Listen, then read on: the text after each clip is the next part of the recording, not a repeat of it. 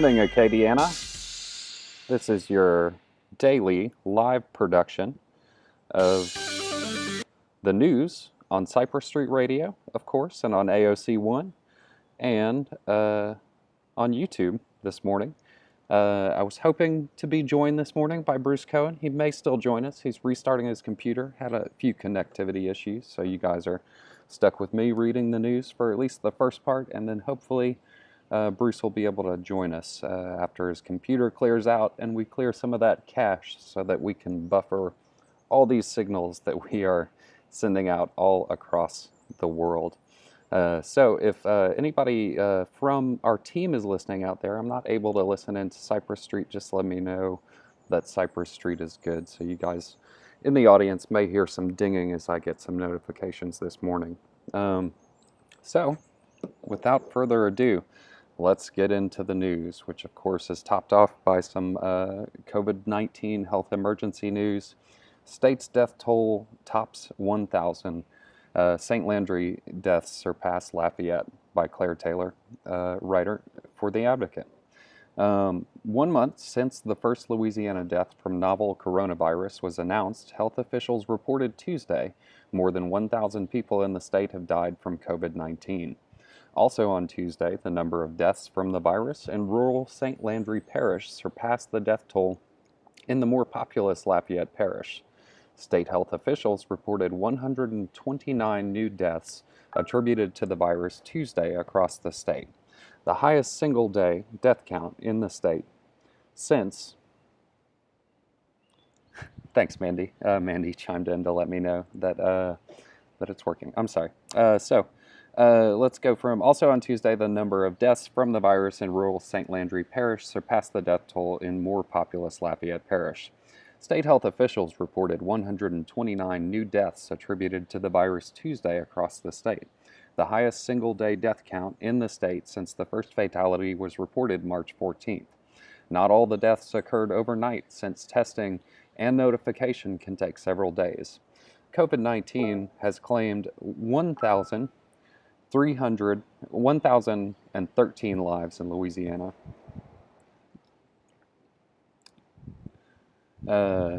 Sorry about this, y'all. I'm going through multiple tabs here. 1,013 lives in Louisiana, 48% of them from the Orleans and Jefferson parishes. The death toll includes 51 in 7 Acadiana parishes comprising the Health Department's Region 4. Lafayette Parish lost an additional resident, bringing it to 15 dead in connection with the virus. That's 1,013 people who are someone's mother, father, sister, or brother, or child, or aunt, or uncle, Governor John Bel Edwards said in a news release. They are our neighbors, friends, and co-workers.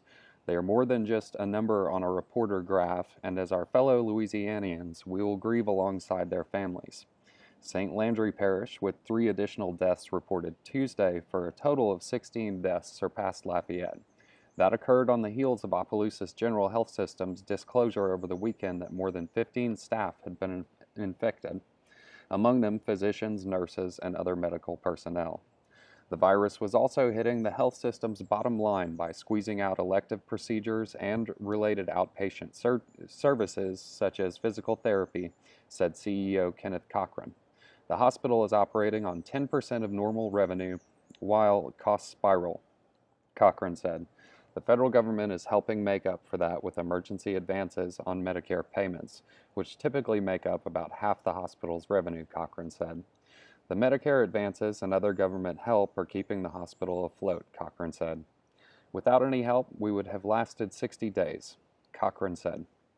Statewide, 502 new cases of COVID-19 were reported Tuesday, a 2% increase. In Region 4 of Acadiana, 21 new cases of coronavirus were reported Tuesday, including 6 each in St. Martin and Iberia parishes.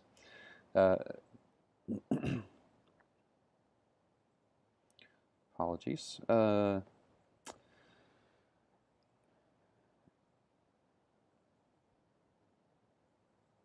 While it does appear that we are achieving meaningful progress in flattening the curve here in Lafayette Parish, I again strongly urge our citizens to continue observing social distancing, Mayor President Josh Guillory said at a news conference Tuesday.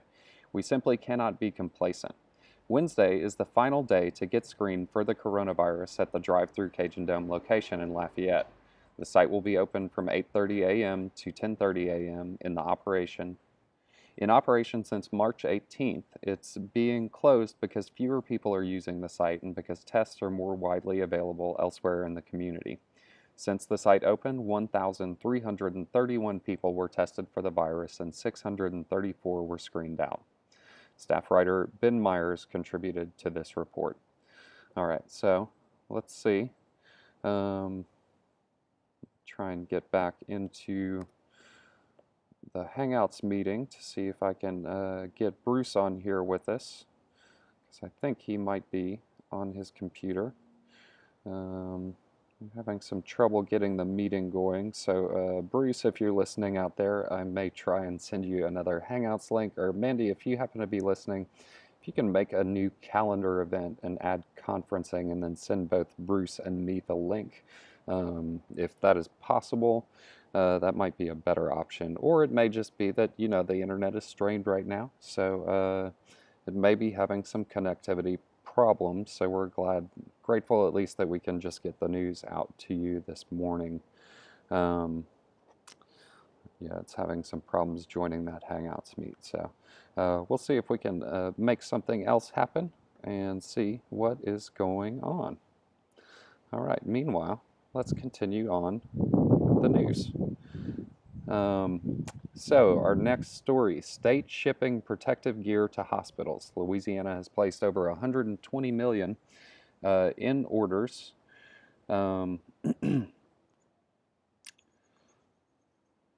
Louisiana has placed over 120 million in orders for personal protective equipment. This is by Sam Carlin, staff writer for The Advocate. For weeks, a fleet of yellow Penske rental trucks has steadily flowed in and out of Louisiana's state public safety compound in Baton Rouge.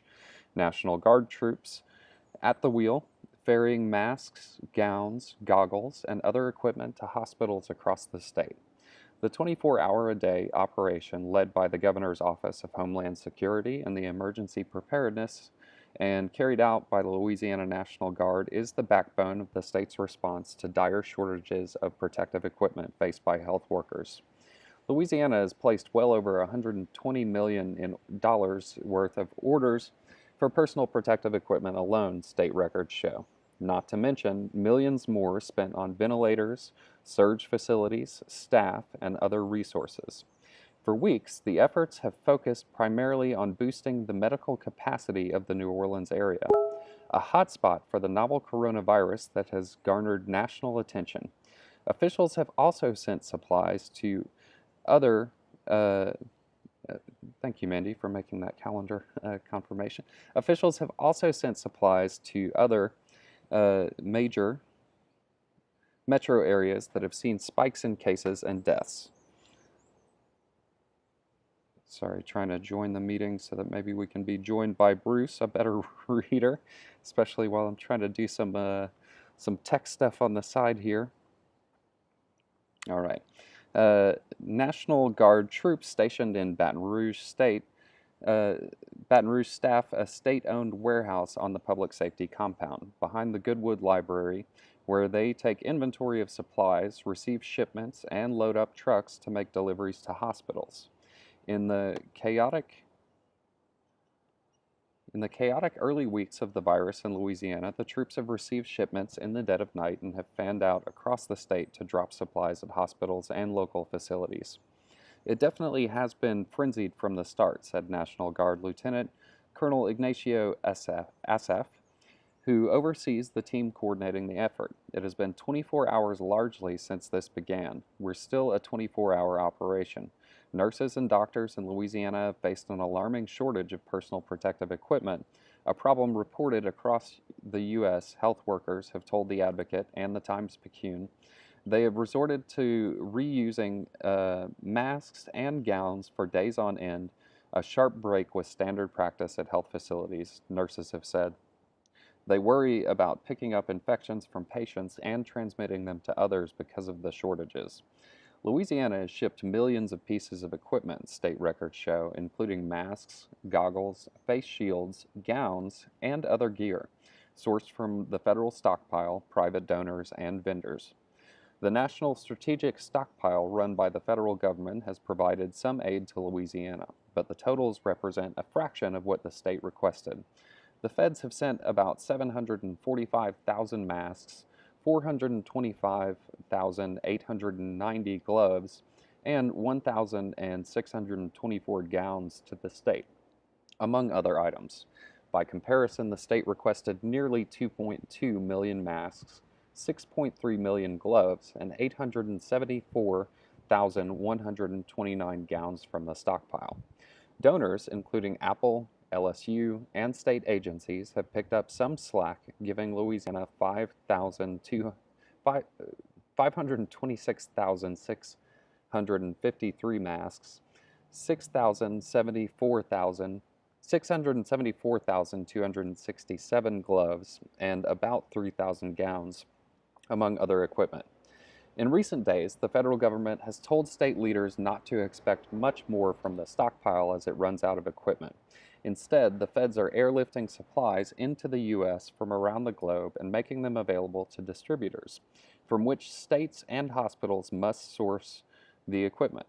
Governor John Bel Edwards said last week federal leaders have told him and other states to look to the private sector to source protective equipment and ventilators. Still, he indicated the state has gained ground on badly needed protective equipment. It appears the PPE is becoming more readily available, Edwards said. I'm not going to say we have as much as we would like and that it always comes in as soon as we would like it, but it seems like we're moving in a better direction in that regard. Edwards said he's not currently in talks with other states to form a consortium to buy protective equipment, saying he didn't want to add a layer of bureaucracy to the process, but he said he would watch the concept to see if it created any advantages to states, which have for weeks found themselves in a bidding war against each other for supplies such as protective equipment and ventilators.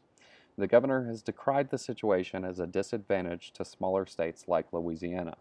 Officials hope Louisiana is turning the corner on a once exponential growth in coronavirus and have pulled back on efforts to boost the number of ventilators and hospital beds.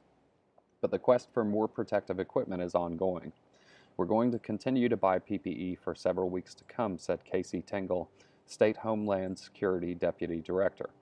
LSU has also joined the effort to boost the amount of protective equipment at hospitals. This week, LSU employees began working with physicians in New Orleans and Shreveport to produce gowns and face shields inside the school's basketball area, the Pete Maravich Assembly Center. Lamar Advertising donated billboard vinyl that LSU is turning into reusable gowns, and Baker Hughes gave the school materials to create face shields.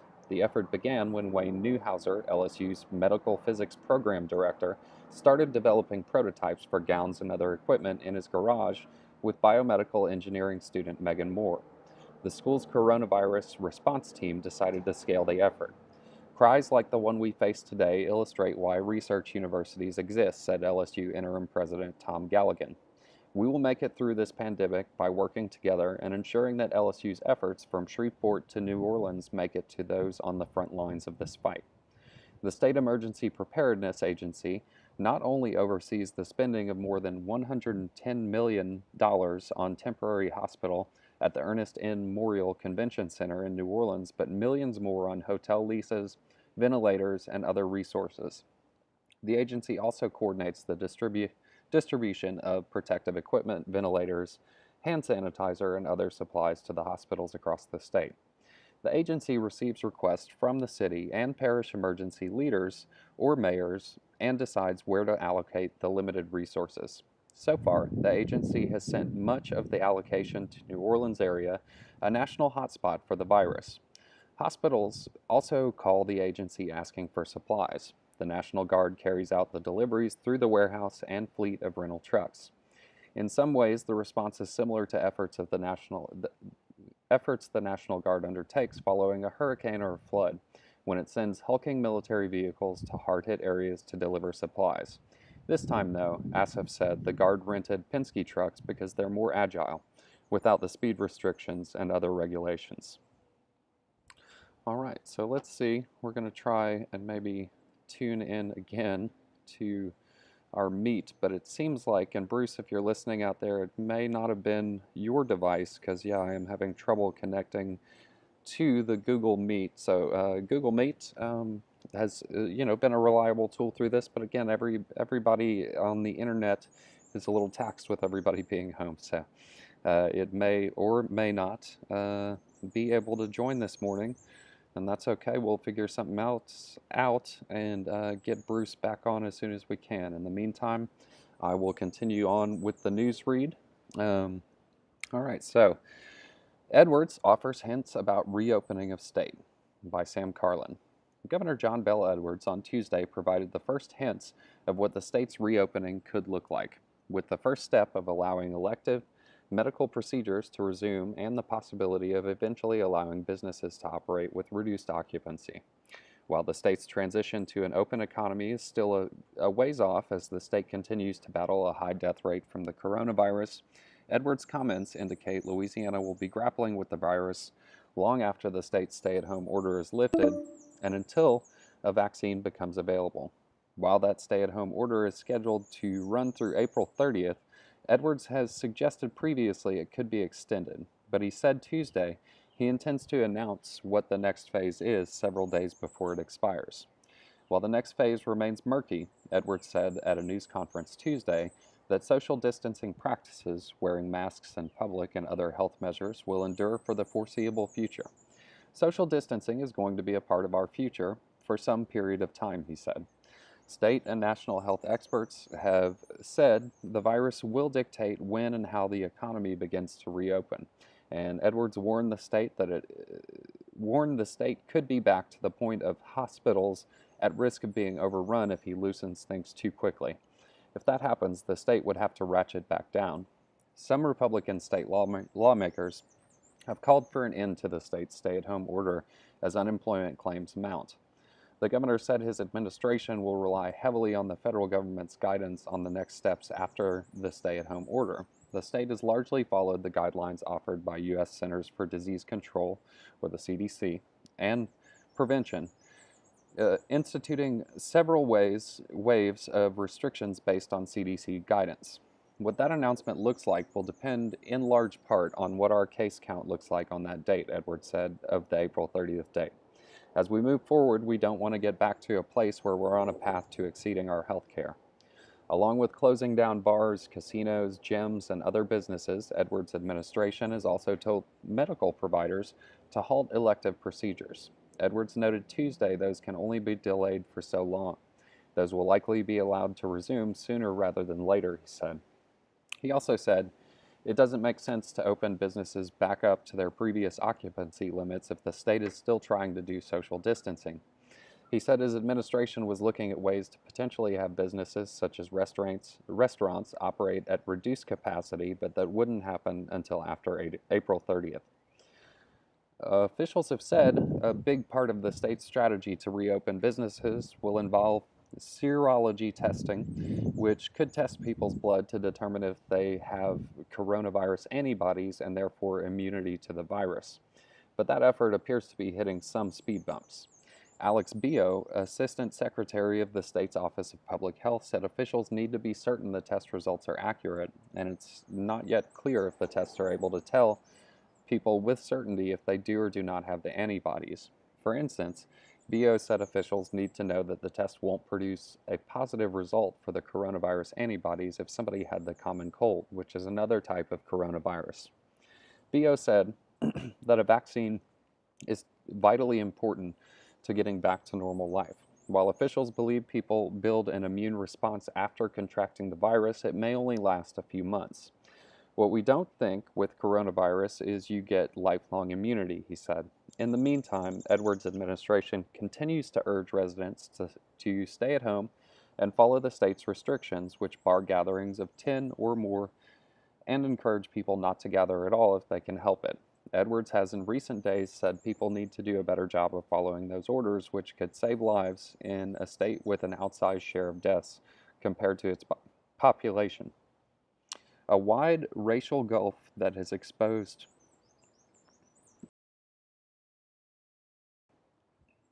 excuse me, y'all.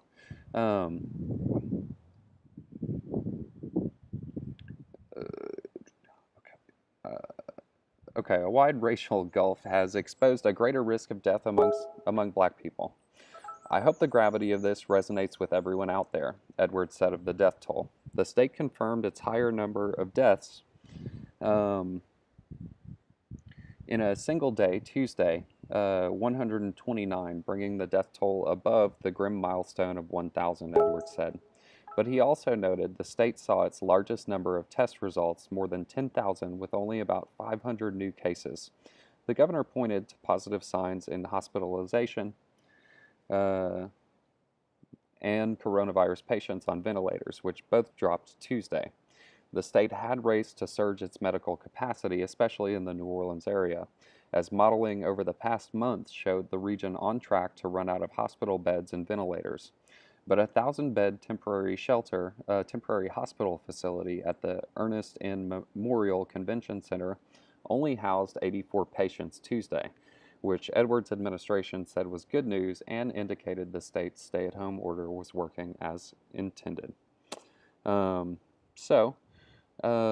Yeah, just check in here on the messages. But yeah, it looks like we might not be going out over TV this morning. We might be having some connectivity issues there. But of course, if you're listening already, you know that we're available on Cypress Street and YouTube. So help us spread the word that way, maybe, that they can check out this news read on aocinc.org/CS radio, or they can do so at YouTube by searching for AOC Community Media, and when you find our channel, you should see the live news broadcast, which looks like it's still going out live. Okay, so here we go, continuing with the news, a community service of AOC Community Media and in partnership with The Advocate. And big shout out to Bruce Cohen, who was supposed to join me this morning, but connectivity issues all around are causing us to just, bob and weave there. But thanks, Bruce, for getting up and for trying to join. It looks like we're going to have some trouble connecting, but we will just get to it on another day. We'll hope Bruce has got a prior engagement tomorrow, I believe, but I believe he'll be joining us on Friday, and we might have another special guest. Connectivity, crossing your fingers about the connectivity. All right, so let's continue on with the news. Louisiana urges patients with jobless benefits process. This is by Tyler Bridges, a staff writer for The Advocate. All right, another day and another set of issues for the beleaguered Louisiana Workforce Commission. Large numbers of jobless workers complained on social media Tuesday that they received only one of the two $600 extra payments the federal government owed them. The agency is aware of the problem and will ensure that everyone receives what they are due, said Robert Woolley, an assistant secretary for unemployment benefits and a former state insurance commissioner. We're looking at those and trying to figure out what may or may not have happened, Woolley said. They will get everything they're entitled to. The state agency began sending the extra $600 payments Monday as part of the federal stimulus and relief package aimed at propping up an economy that has tanked because of the coronavirus pandemic. The agency sent $89 million to jobless workers on Monday in state and federal benefits and another $69 million Tuesday, Woolley said. Every jobless worker who qualified for unemployment insurance 2 weeks ago is eligible for two $600 payments in addition to the state weekly payment of up to $247, according to the Workforce Commission. Shayna Vincent, who was laid off from a medical equipment company in Lake Charles a month ago, received a $600 payment and the maximum state payment of $247 on Tuesday for a total of $847. But Vincent said she was due a second $600 payment. I'm upset that I didn't get the back pay, Vincent said. I'm a mom with 4 kids. The governor said everyone would get the retroactive money. She added that 5 of her coworkers who were also laid off likewise didn't receive the second $600 payment. Regine McLean, who was let go from the state museum system in New Orleans last month, also didn't receive her second $600 payment Tuesday, but she said she and her husband Randy are not in desperate straits. It would be lovely to have it in the first go-round, McLean said, but added, I'm reasonably confident I'll get it. They have to figure out how to work things out. Woolley asked for patience from the many frustrated laid-off workers. He said unprecedented crush of unemployment claims continued to clog the Workforce Commission's computer system Tuesday. It's still slow, but it's not as slow as yesterday, Woolley said. As we move through the process, it will get better. More than 10,000 people have been filing unemployment claims a day, 30 times the pre-coronavirus average of about 300. At the same time, jobless workers who have already qualified are logging on to file required weekly recertification benefits, which begins each Sunday but can take place throughout the week. Still, others are logging on to see whether they have received the $600 payment, and while all this is going on, the agency is sending out payment orders to banks for thousands and thousands of jobless workers. Woolley said the Workforce Commission's computer systems have been overwhelmed. The agency is obtaining another server to increase capacity, something it has already done twice, he said. We care, Woolley said. These are our fellow citizens. We're doing everything we can. We're all using the same platform. Our employees can't do more because everything else is slowing the system down. The system is slow for everybody. Many laid-off workers just want answers. Melinda Knighton, a laid-off cashier in Baton Rouge, says she has been unable to find out why the Workforce Commission denied her unemployment benefits claim. I haven't been able to get in touch with anyone for a week, she said. I'm just getting over the coronavirus. I'm frustrated and depressed. We have no money coming in. Jade Boudreau, a laid-off waitress in Lake Charles, said the Workforce Commission accepted her claim on March 24, but has yet to pay her any state money, let alone the $600 federal benefit. I have less than $100 to my name, Boudreau said. Before the quarantine started, I had $1,500. This has been a terrible experience. And yes, I'm sure it has. I'm sorry for everybody who's going through that out there. But the Workforce Commission, I know they are working on getting solutions. But it's just an unprecedented experience. Hang on there. And if there's any way you can help your neighbors out there who are having trouble, do it. That's my editorializing for the morning. All right, so our next story, Educators Weigh How to Remediate Students by Ken Stickney. And thanks to all the advocate reporters out there for doing your job too. I'm going to have a little sip of coffee in your honor right now.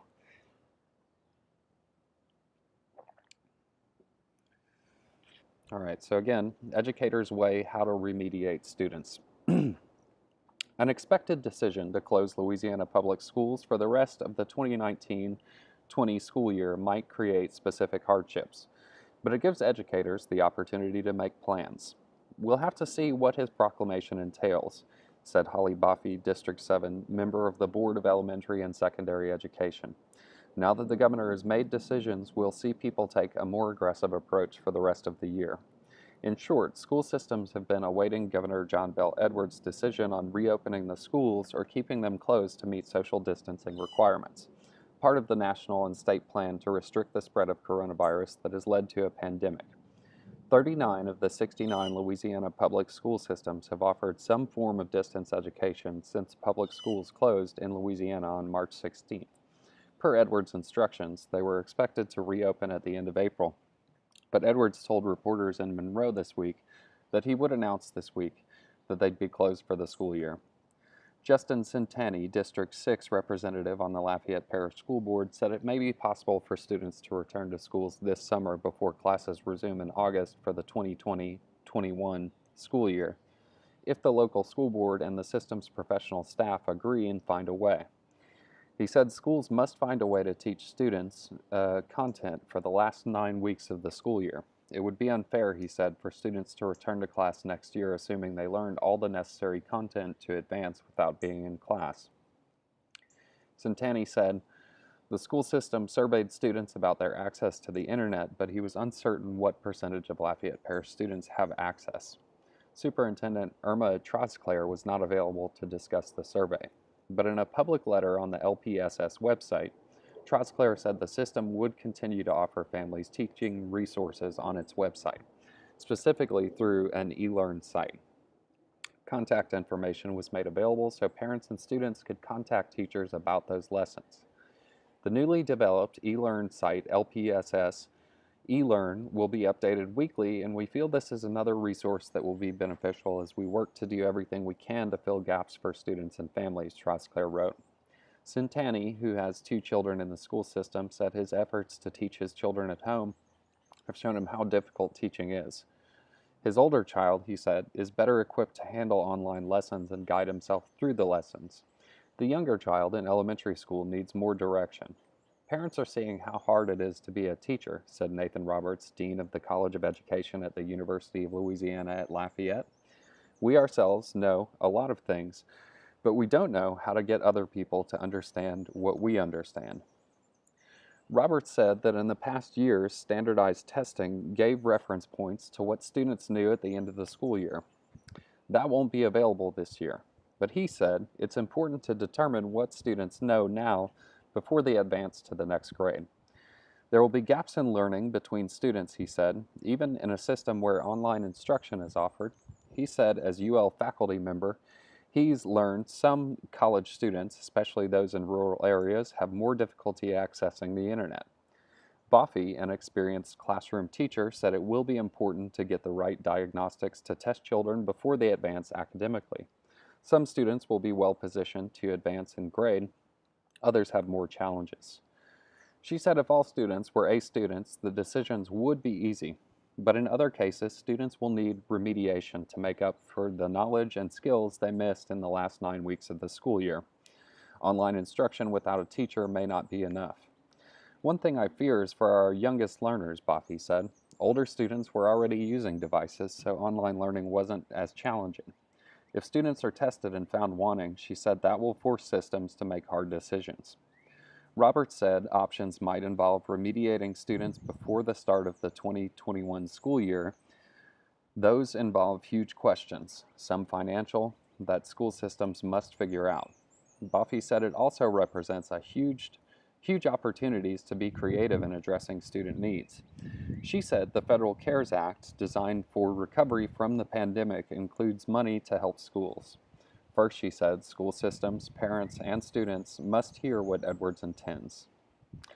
And on that note, just as an additional resource, I know that the digital divide is real and some people don't have access to internet, but they might have access to cable. So teachers, if you're putting stuff out there online, we highly encourage you to reach out to us at aocinc.org.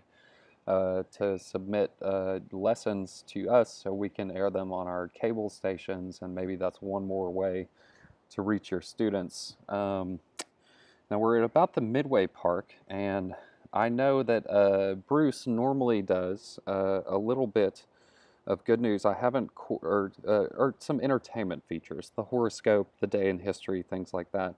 I haven't worked this out with him, but we're going to try. I just had an idea about some old school technology. So I'm actually going to give Bruce a call here, see if I can put him on speakerphone, and maybe he would be willing to do the horoscope. Again, I haven't worked this out, so let's see. Hey, Bruce, can you hear me? Yeah, I sure. Hey. Are you broadcasting? I am broadcasting, so we're live on the air right now. I thought I would try some old school technology. I don't know if you're up to it or not. If not, no worries. But I thought maybe you might be willing to read the horoscope over the phone for us or do some entertainment features. Well, I have to go grab the paper because trying to bring up Mandy's dock right now, and everything is not connecting. I tried the phone. I tried rebooting my computer. Yeah, every there's definitely some connectivity issues this morning. That's why I was trying the old school phone. So yeah, I don't know if you have the physical paper handy, but I know we're at the midway point, and I know you normally try and throw in some entertainment features. So I thought if our audience at home could hear some entertainment, it wouldn't be bad today too, if you have that paper nearby. Well, let me go get my paper, okay? Cool, Right Bruce. back. I'm gonna keep you on the phone here, but I'm going to go ahead and read the next story. So we'll do it right after this next story. Be right back. All right. Thanks, Bruce. All right, y'all. So that's good news. Bruce is going to get the paper and read some entertainment features for us. But let's do this next story. Louisiana health official Ratter dies, by Mark Ballard and Bryn Stone. Dr. Raoul Ratter, a Louisiana state epidemiologist who spent more than 2 decades working in public health, died Monday morning in the midst of the worst epidemic to hit Louisiana in decades. Ratter worked for the state's Office of Public Health for 26 years, charting the spread of viruses and diseases in the state and guiding the state's handling of a number of past outbreaks. He had been contributing to the state's response for the deadly COVID-19 outbreak, but wasn't leading the effort. A Louisiana Department of Health spokesperson said the health department declined to answer questions about what caused his death. Dr. Rattard was an exceptional public health professional and was a mentor to many with the Department of Health, said Kevin Litton, a spokesman for the agency. Governor John Bell Edwards noted that Rattard had guided our state through public health response to the West Nile virus, H1N1, Ebola preparation, response to the amoeba, Naegleria fowleri, sorry about that pronunciation, and a significant number of environmental and toxicology issues throughout the state. Rattard served as an adjunct professor at LSU Health School of Public Health in New Orleans, in addition to his work as state epidemiologist, where he charted how infectious diseases spread within populations. All right, and that wraps that story. Bruce, do you happen to be there? I'm right here, buddy. All right, buddy. So I'm going to put my mic on mute, but leave you on speakerphone. And if you're willing to read the news through the phone, let's see if this will work. If we have tech issues, I'll get back on the line with you, okay? All right. Great. Well, listen, folks. Thank you for being patient and dealing with all the tech issues. I was a little late on getting my computer up and running. My computer is like an old person like myself, very moody at times. So I've been trying to get it working for you this morning. I will make a absolute effort in the days to come that I will be up and running and ready to go when I'm supposed to. So thank you for bearing with us this morning through these tech issues. Today is Wednesday, April 15th. It's the 106th day of 2020. There are 260 potential shopping days left in the year. How am I doing, Matt? Am I coming through loud and clear? Oh, yeah, Bruce, I think you are. I guess if any of my coworkers are still listening and want to let me know if it's coming through at all over the air. But yeah, you're coming through on my end just fine. All righty. So let's continue, folks. Today's highlight in history: on April 15th, 2013, 2 bombs made from pressure cookers exploded at the Boston Marathon finish line. My hometown, folks, if you've been listening for a while, you know that I am a Bostonian, born and bred, and I bleed red socks. I'm feeling, it was killing 2 women. Here we go. I got it up and running. Let me bring it up. Okay, so it killed 2 women and an 8-year-old boy and more than 260 people. Suspected bomber Cameron Sarnev died in a shootout with the police. His brother, also last name Saranov, was tried, convicted, and sentenced to death. On this date in 1452, artist and inventor Leonardo da Vinci was born in or near the Tuscan town of Vinci. In 1865, President Abraham Lincoln died 9 hours after being shot the night before by John Wilkes Booth at Forest Theater in Washington. Andrew Johnson became the nation's 17th president. In 1912, the British luxury liner RMS Titanic foundered in the North Atlantic off Newfoundland for more than 2.5 hours after hitting an iceberg. 1,514 people died, while less than half as many survived. In 1947, Jackie Robinson, baseball's first black major league player, made his official debut with Brooklyn Dodgers on opening day at Ebbets Field. And for those who are baseball fans know that Brooklyn Dodgers moved to L.A. and for many, many decades have been the Los Angeles Dodgers. In 1955, Ray Kroc opened the first franchise McDonald's restaurant in Des Plaines, Illinois. And there was a fantastic movie called The Founder that came out, I think, a couple of years ago with Michael Keaton playing Ray Kroc about how McDonald's came to be. Very, very interesting. I don't know how factual it was. I think it was pretty factual, but it was a very interesting story. It's called The Founder, so you should probably find it in any one of the platforms. In 1959, Cuban leader Fidel Castro arrived in Washington to begin a goodwill tour of the United States. In 1974, members of the Symbionese Liberation Army held up a branch of the Hibernian Bank in San Francisco. A member of the group was SLA kidnap victim Patricia Hearst, who by this time was going by the name Tanya. Hearst later said she had been forced to participate. In 1989, students in Beijing launched a series of pro-democracy protests. Demonstrations culminated in a government crackdown at Tiananmen Square, and there's a very famous historical photograph of one individual standing in front of a tank during the protest. Tells you a lot about people's fortitude in terms of revolution and making things right.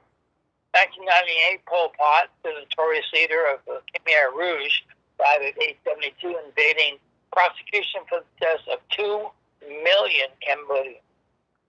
10 years ago, an asphalt from Atlantic, a volcano, drifted over northern Europe, causing the largest disruption of flights since the 2001 terror attacks. 5 years ago, Douglas Hughes, a postal carrier from Florida, flew a one-person gyrocopter up to the west lawn of the U.S. Capitol as a protest against money and politics. He later pleaded guilty to operating a gyrocopter without a license, which is a felony.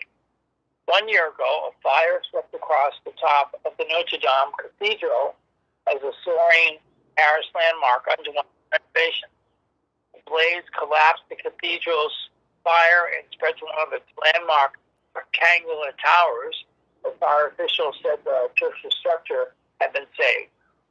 Today's birthdays: actress Claudia Carnell is 82, author politician Jeffrey Archer 80, rock singer guitarist Dave Edmunds, a very influential guitarist in music, 77, actor Michael Tucci, 74, one of my faves, actor Louis Stiles, 73, writer producer Linda Bloodworth Thomason, 73, actress Amy Wright, 70, Eloise is 69, actress Sam McMurray is 68, actress screenwriter Emma Thompson is 61, bluegrass musician Jeff Parker, 59, singer Samantha Fox, 54, Olympic gold, silver, and bronze medal swimmer Sarah Torres is 53, rock musician Ed O'Brien from Radiohead, 52, actor Flex Alexander, 50, actor Danny Pino, 46, actor Douglas Bain, 46, country singer-songwriter Chris Stapleton, really excellent sort of alt-country artist. Look him up. Chris Stapleton is 42. Actor Luke Evans is 41, and rock musician Patrick Carney from the Black Keys is 40. Thought for today: true heroism is remarkably sober, very undramatic. It is not the urge to surpass all others at whatever cost, but the urge to serve others at whatever cost. And that is a very, very true statement. That goes out, that's a shout out to all of the frontline responders and healthcare workers and all the other people involved in the frontline of this pandemic. This quote is for you. Arthur Ashe, this was quoted by Arthur Ashe, American tennis champion from 43 to 93. All right, let's look at the zodiac, or the horoscope. Aries, if you do your best, you will get plenty in return. That connection will help you realize, revise, or update your resume. Personal gain is within reach. Taurus, an offer will lead to unexpected complications. Don't make a snap decision without RA of particulars. Ask pertinent questions and break back away if you notice discrepancies. Geminis, travel, participate in events, gather information. A personal change should be well thought out and within your budget. Channel your energy into fitness and educational pursuits. Romance is in the stars. Joint ventures for Cancer, joint ventures won't be as beneficial as anticipated. Someone will take advantage of you if you are too eager to please. Nervous tension and anxiety will lead to some problems. Well, what doesn't lead to some problems? Leos, gather information, look at all the facts, and sit tight until you feel comfortable making a move. Base decisions on what's doable and stick to a practical plan. Virgos, including my birthday, head in a direction that will encourage personal growth and education. Don't make decisions based on your emotions. Avoid arguments and protect yourself against financial loss. Libras, a simple, cost-effective lifestyle will help stress. Don't take on problems that don't belong to you. Concentrate on finishing what you start. Physical improvement and romance are in the wings. Scorpio, slow down. You are best off living with what you've got until you figure out what's best. Look for a creative project that promotes friendship. Sagittarius, keep your life simple. Move forward at a steady pace and avoid indulgent or meddlesome individuals. Make improvements to your living quarters or Capricorns, uncertainties around travel or relationships with relatives will arise. Do more listening and less talking to avoid being controlling. Work on personal growth instead of trying. Aquarius, you will receive information that will help you avoid a risky venture. If you work with what you have, you'll get things done on time and within budget. Romance is in the stars. Pisces, don't ignore orders. Return to one side to mandatory changes. Consider what you can do to improve your community, relationships, and reputation. And as always, folks, the horoscope is an entertainment feature, not based on scientific fact. And let me read you a little article from the paper today that has to do with, it comes out every so often. It's called Where Acadiana Eats. Yes, I am actually using the real paper. That's why you hear the crunch and the crackle of the paper. This article is entitled "Comfort on the Go" by Megan Wyatt, who writes a lot of the articles that we read. Try these dishes from restaurants during corn cool snacks. The coronavirus crisis may have closed restaurant dining, but you can still order many of your favorite dishes for takeout or delivery. We'll be scoping out spots and sharing what we're craving at local eateries until restaurants are fully open and operating again. With the unseasonably cool weather this week, we're craving warm bowls of comfort. And sure, gumbo is a go-to, but there are plenty of other flavorful options to warm your soul. From pho to pho, I should say pho, one of my favorites, pho, the Vietnamese soup, and curry to bibimbap. Sopa de marisco is what we're eyeing today. Butter chicken. This mild, aromatic Indian curry is equal parts creamy, aromatic. This mild, aromatic Indian curry is equal parts creamy and flavorful with tandoori chicken and rich, creamy tomato. You can get a bowl for $16.50 at Masala Indian Kitchen. Masala is located at 2208 Kali Saloom Road. Visit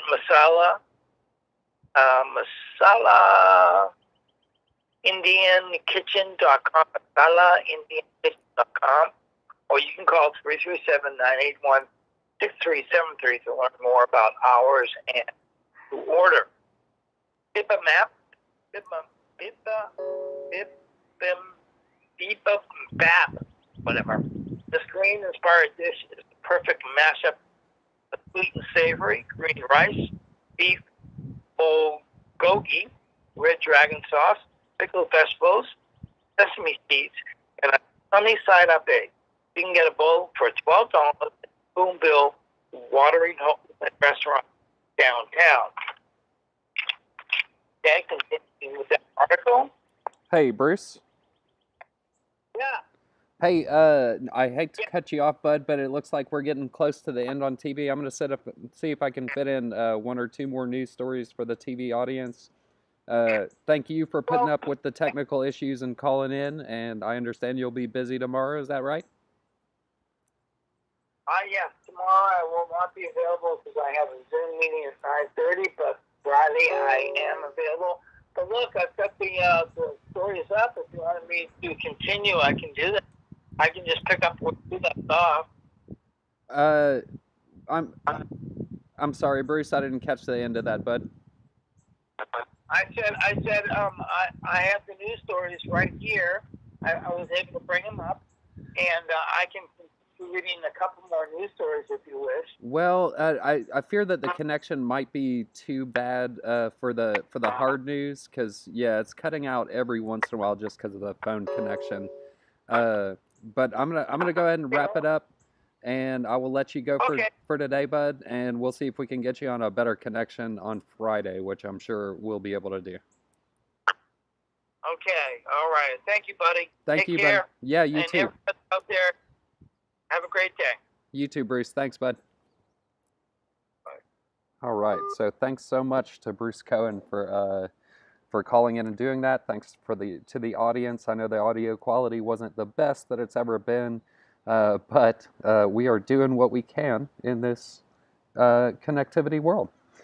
So let me get in this last story, try and get this in for the TV audience. Elections in Louisiana to be delayed again, by Sam Carlin. Louisiana's presidential primary and other local elections have been delayed again until late summer as state leaders offer a plan that includes expanded access to early voting and mail-in ballots, but is expected to still feature in-person voting for most people. Secretary of State Kyle Ardoin, a Republican, and Governor John Bel Edwards, a Democrat, agreed to delay the presidential primary election originally set for April 4th, but pushed back until June 20th,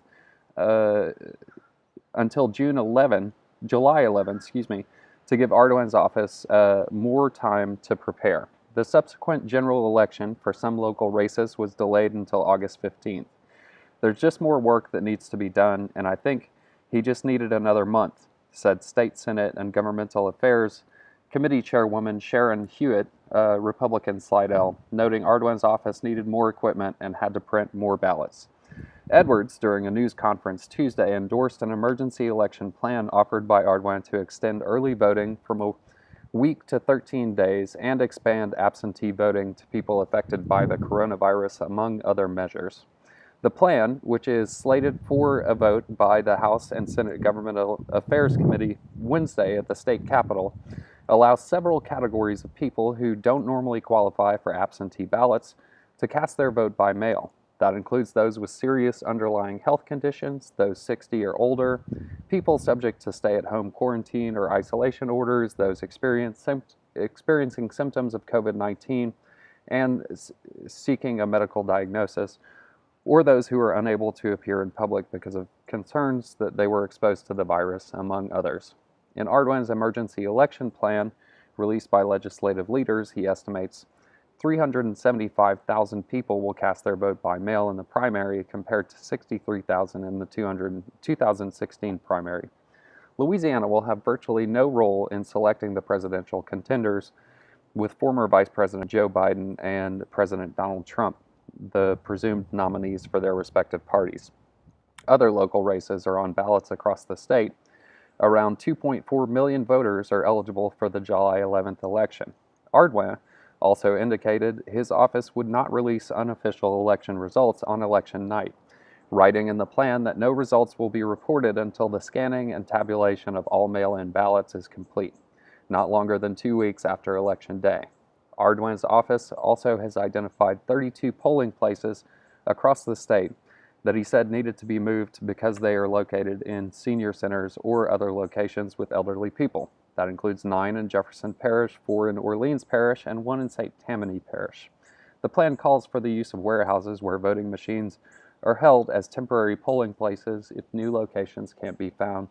And you're about to lose me on TV, so you can tune in at aocinc.org/csradio for the rest of this story. Asked whether he supports universal mail-in ballots for the November general election, Edwards said he doesn't think the state will need to do anything terribly different for that election than the new plan for the presidential primary. But he said officials would review the election plan in the coming months. State Representative Mandy Landry, Democrat New Orleans, filed a bill before the coronavirus pandemic to make mail-in ballots widely available in Louisiana and said Tuesday that the emergency plan put forth by Ardoin is reasonable for the late summer elections. But she said she continues to push for expanded mail-in ballot access in the November elections. All right, y'all, and I'm sorry I didn't get to all the stories today. But thank you for tuning in, and I'm sure we'll be reporting some of the stories that we missed today. I can, in fact, add them to the news for tomorrow, so just make a note in the doc. Yeah, I'll pick up these stories tomorrow so that we can get all the news in. I think I'll be your reader for tomorrow. Thank you for tuning in on Cypress Street and on YouTube, and the TV audience has gone already, but that's okay. You can tune into the news daily on AOC 1, normally whenever connectivity allows, and on Cypress Street Radio, as well as our YouTube channel. If you search for AOC Community Media on YouTube, you will find us. So thanks again. I'm going to play a little music while I go and disconnect us from Cypress Street. The music is provided by the site Dig CC Mixter.